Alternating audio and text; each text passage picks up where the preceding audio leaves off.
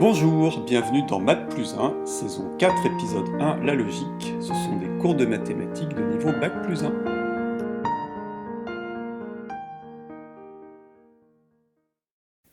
Ce premier épisode consacré à la logique se situe dans la partie que nous avons intitulée Raisonnement et ensemble.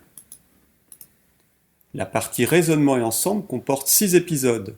La logique, les quantificateurs, les raisonnements, les ensembles, les applications et les relations binaires. Dans ce premier épisode, nous allons introduire les notions fondamentales de la logique propositionnelle, on dit aussi logique formelle. La plupart des notions sont simples et intuitives. Seule l'implication est plus délicate et c'est la raison pour laquelle nous allons y consacrer plus de temps. La logique dont il est ici question remonte au monde grec, en particulier avec Aristote. C'est pour cela que l'on parle de logique aristotélicienne, et dans le cadre de la logique aristotélicienne, on parle de principe du tiers exclu.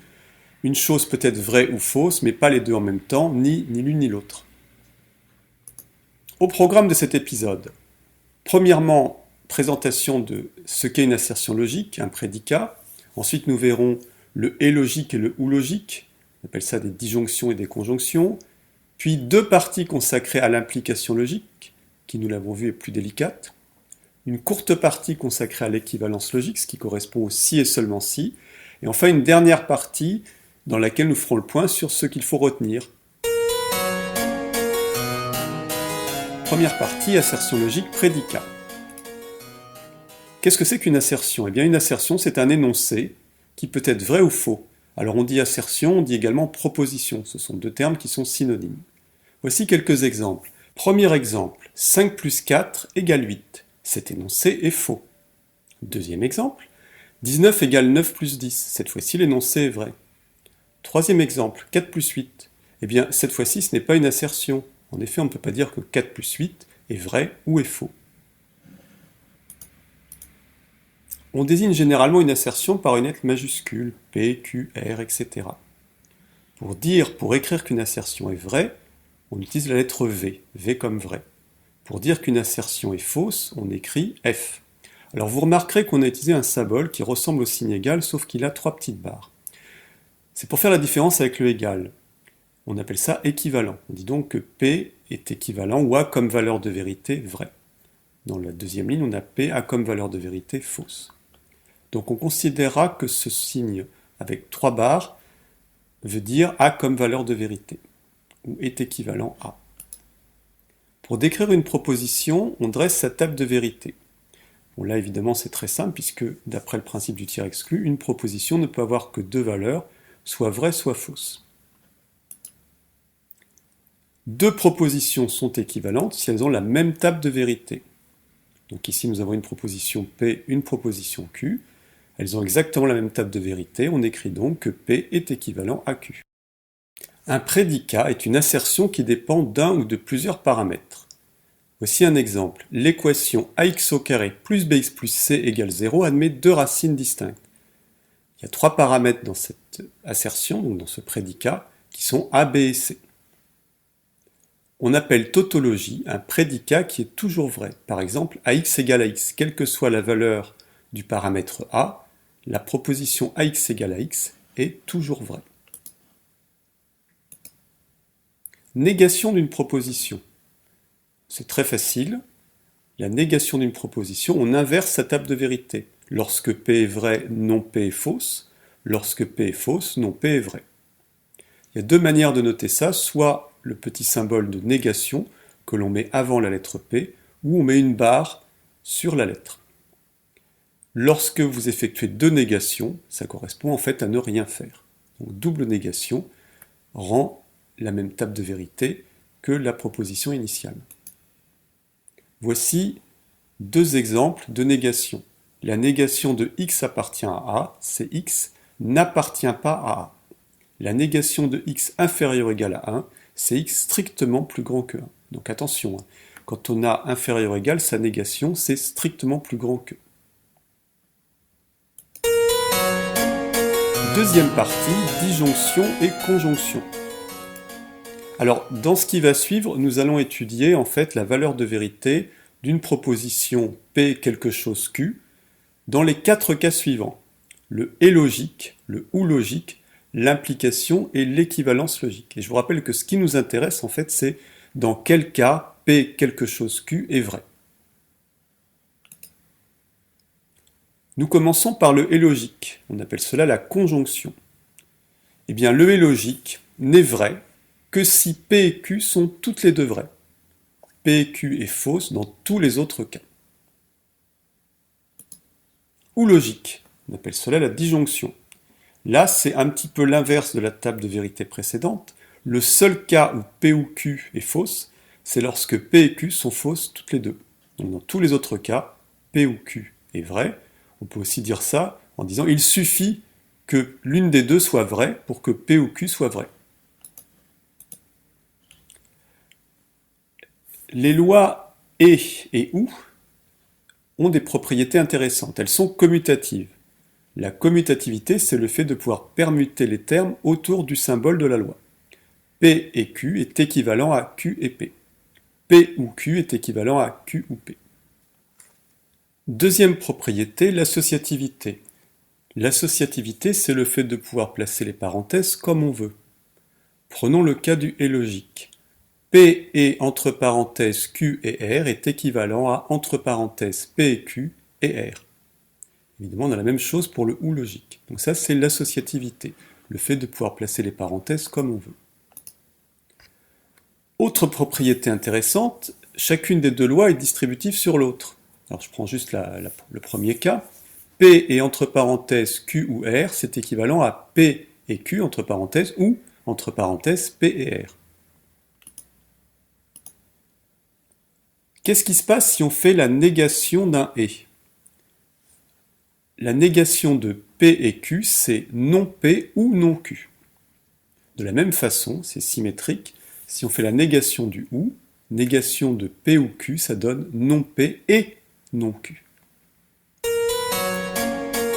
Troisième partie, nous parlons de l'implication logique. Voici la table de vérité de l'implication logique.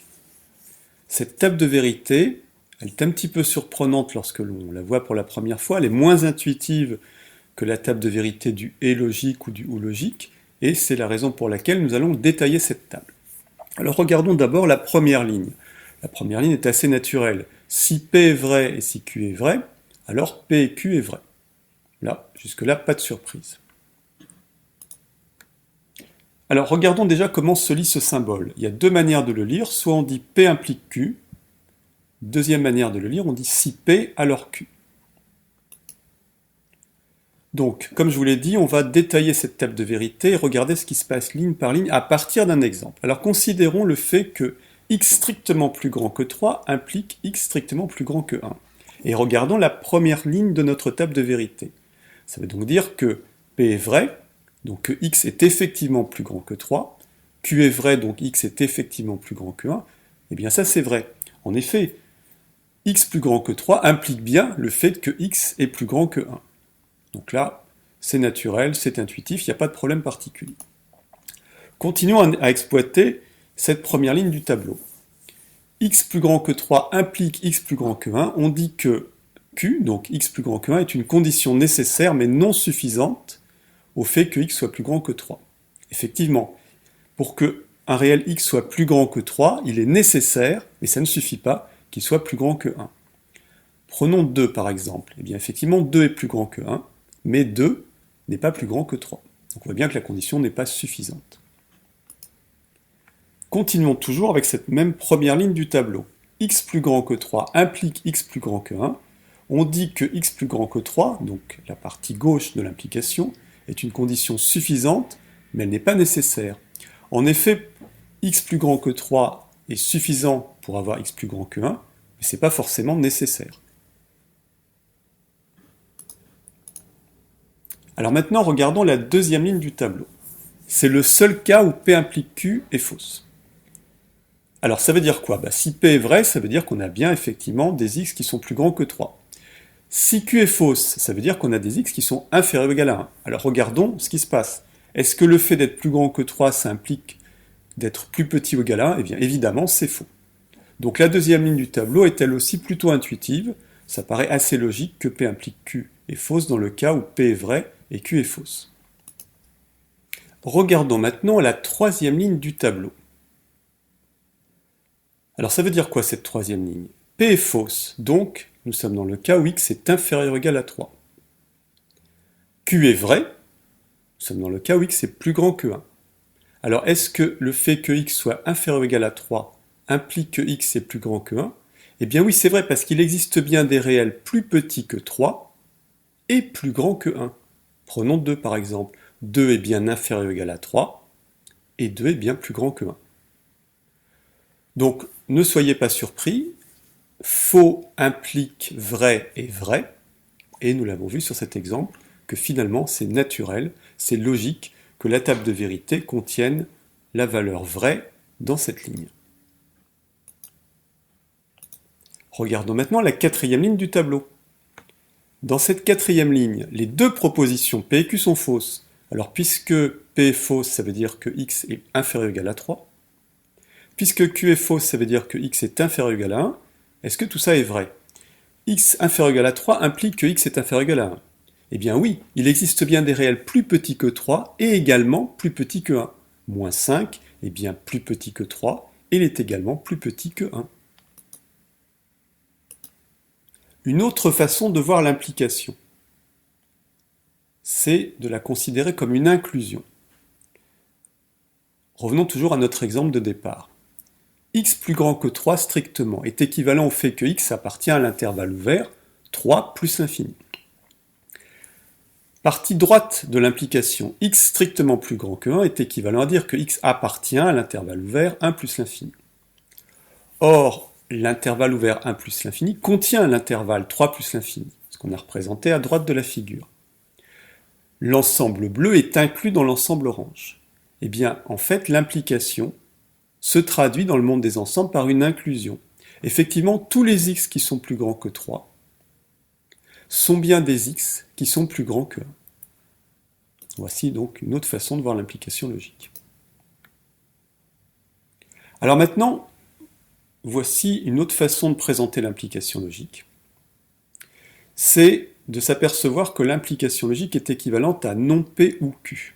Alors ça, c'est à savoir par cœur. Ça peut servir dans certaines démonstrations. Il peut être plus facile de démontrer que P implique Q en démontrant que non P ou Q est vrai.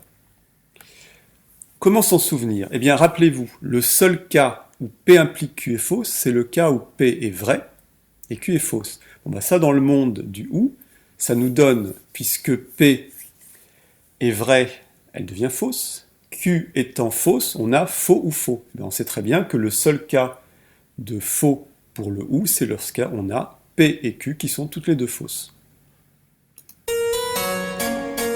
Quatrième partie, c'est la seconde partie consacrée à l'implication logique. On appelle contraposée de l'implication P implique Q la proposition non Q implique non P. Alors attention, vous voyez qu'on permute les termes et on change leur valeur, on prend la négation de leur valeur. Alors la chose importante à bien connaître par cœur, c'est que ces deux propositions ont la même table de vérité. Donc P implique Q et sa contraposée sont équivalentes logiquement. P implique Q est équivalent à non Q implique non P. Voici un exemple de contraposé, toujours notre exemple de départ. X strictement plus grand que 3 implique x strictement plus grand que 1. On permute donc les termes et on prend leur négation. Le terme de droite, x plus grand que 1, devient le terme de gauche. On en prend sa négation, il devient x inférieur ou égal à 1. Le terme de gauche devient le terme de droite, on en prend sa négation, il devient x inférieur ou égal à 3. Et on a bien x strictement plus grand que 3 implique x strictement plus grand que 1 est équivalent à x inférieur ou égal à 1 implique que x est inférieur ou égal à 3. Alors, maintenant qu'on sait ce que c'est que la contraposée, on peut se demander, mais à quoi ça sert? Eh bien, parfois, pour démontrer que P implique Q, il est plus facile de démontrer que non Q implique non P. Prenons un exemple, démontrer que n carré est impair implique que n est pair également. Eh bien, ça, c'est pas facile à démontrer.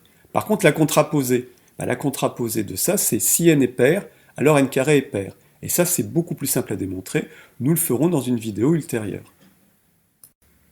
Nous venons d'étudier la contraposée, étudions maintenant la réciproque. Et attention, il ne faudra pas confondre réciproque et contraposée. Alors qu'est-ce que c'est que la réciproque? La réciproque de l'implication P implique Q, c'est la proposition Q implique P. Donc on inverse les termes. Attention, en général, la réciproque n'a pas la même table de vérité que P implique Q. P implique Q vrai n'entraîne pas obligatoirement Q implique P vrai. Voyons quelques exemples. Il pleut implique le sol est mouillé. Effectivement, s'il pleut, le sol va être mouillé. Mais le sol est mouillé implique qu'il pleut. Ça c'est faux. Pourquoi est-ce que c'est faux? Parce que ce n'est pas parce que le sol est mouillé que obligatoirement il a plu. Le sol peut être mouillé pour une autre raison. Deuxième exemple. X strictement plus grand que 3 implique X strictement plus grand que 1. C'est l'exemple sur lequel nous avons déjà travaillé. Prenons la réciproque. On inverse les termes. X strictement plus grand que 1 implique X strictement plus grand que 3. Donc ça, évidemment, c'est très intuitif. On voit tout de suite que c'est faux. Alors le gros piège dans l'application logique, c'est de confondre la contraposée. On inverse les termes et on prend leur négation. Et ça a la même table de vérité que P implique Q. Et la réciproque, Q implique P. Q implique P n'a pas forcément la même table de vérité que P implique Q. Cinquième partie, l'équivalence logique. Une partie qui va être très courte. On appelle l'équivalence logique entre deux propositions P et Q la proposition P est équivalent à Q, dont la table de vérité est le et entre P implique Q et Q implique P. C'est le fameux si et seulement si. Sixième et dernière partie, qu'est-ce qu'il faut retenir de tout cela? La plupart des choses que nous avons vues sont faciles à retenir, mais il y a des pièges, et ces pièges tournent autour de l'implication logique. Alors faisons le résumé. Le seul cas où P implique Q est fausse, c'est lorsque P est vrai et Q est fausse. On peut s'en souvenir en se rappelant que P implique Q est équivalent à non P ou Q. Et là on voit tout de suite qu'il faut bien avoir faux ou faux pour que ce soit faux.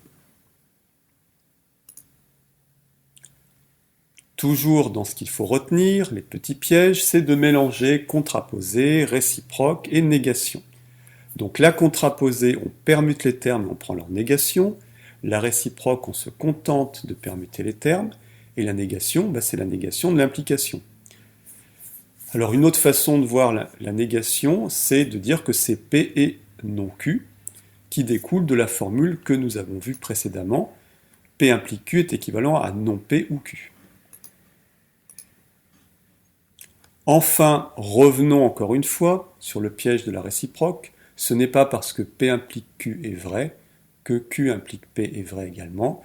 Vous pouvez, pour vous en souvenir, vous baser sur l'exemple « S'il pleut, alors le sol est mouillé » n'entraîne pas « Si le sol est mouillé, alors il pleut ». Voilà, cet épisode est terminé. N'hésitez pas à vous abonner à la chaîne Math+1. Vous serez ainsi tenu au courant de toute nouvelle mise en ligne de vidéos. Merci et à bientôt.